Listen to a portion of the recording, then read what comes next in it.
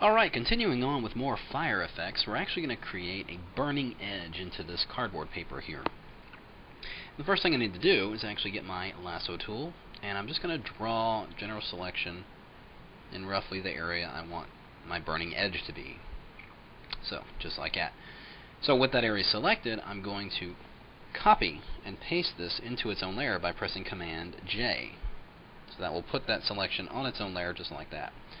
And I'm going to change this layer's blending mode to color burn. How appropriate.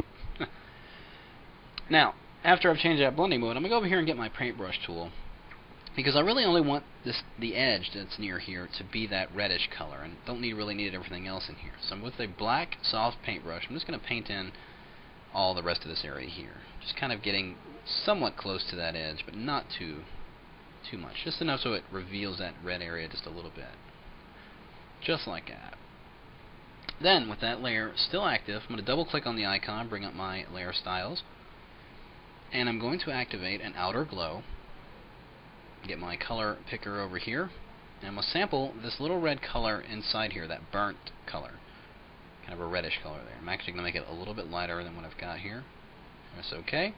Change this style's blending mode to, of course, color burn, and we'll push that size out a little bit. Just like that.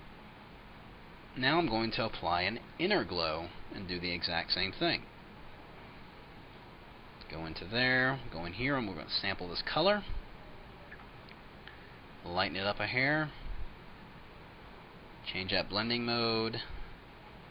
Increase the size just a little bit there. Maybe lighten that just a little bit more. Oops. Just like that. Okay. So now we got our burnt edge. Now we got to create the flames that are actually burning that edge. I'm going to load that layer as a selection by pressing Command and clicking right directly on that layer. I'm going to create a new layer and go under Select to modify border. I'm going to give us a big border selection, which is 30. 30 pixels is about what I want. So I'll hit OK. So we get that thick line, double line selection there. Now I'm going to go under Filter, making sure my foreground and background color are set to their default black and white. Go under Filter to Render Clouds, and that'll give a subtle clouds fill in there to some variations of grays and blacks.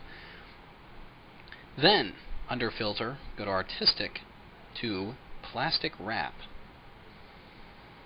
And this will give it a kind of a subtle variant shiny effect, as you'll see in a second. Just hit OK.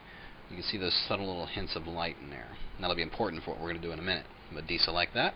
Now I don't need this area that's up in the corner here, these areas along the side, so I'm just going to get my eraser tool and just brush those away. I won't be needing those at all. Just like that. Okay. Now I'm going to nudge this and get my move tool. With that layer active, I'm just going to use my arrows tools and just kind of nudge this over, just so we're revealing that burnt edge right there. And now we're going to use this to create our flames. That layer active, go under Filter to Liquify. And making sure we're using this brush right up here, the Forward Warp tool. And with a relatively good brush size, roughly the size of the width of our area here. Maybe a little bit bigger. And I'm going to keep my brush pressure around 65. And just right inside that area, I'm just going to start pushing this area up. Actually, let's increase that pressure to about 85.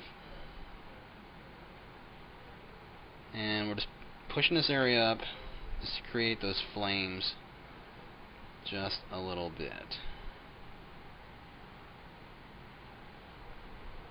Just about like that. And we'll hit OK. So there we've got a little bit of flames going on. Well, now we know how to colorize them. So I'm going to bring up my hue and saturation, pressing Command or Control U. Click on the Colorize button here. Push the hue over just a little bit and really bump up that saturation. As we know, fire has really rich reds and orange inside of it. Do just like this.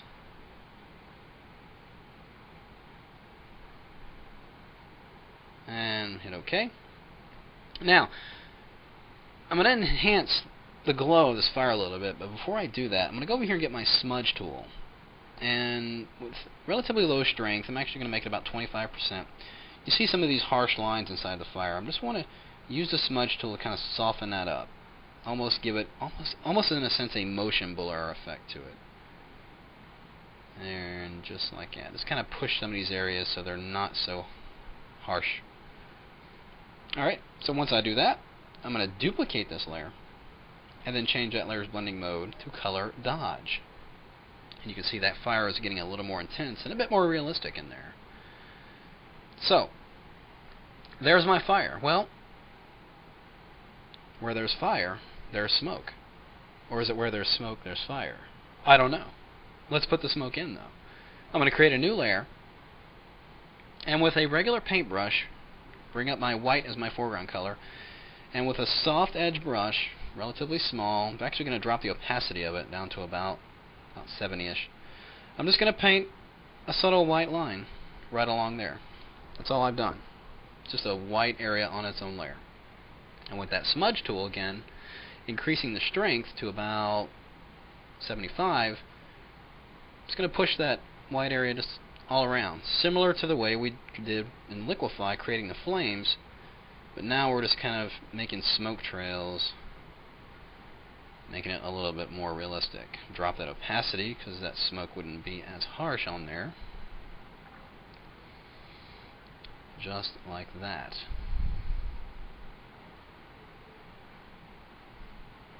Alright, so there you have it.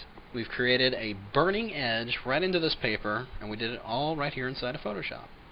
So, give it a try.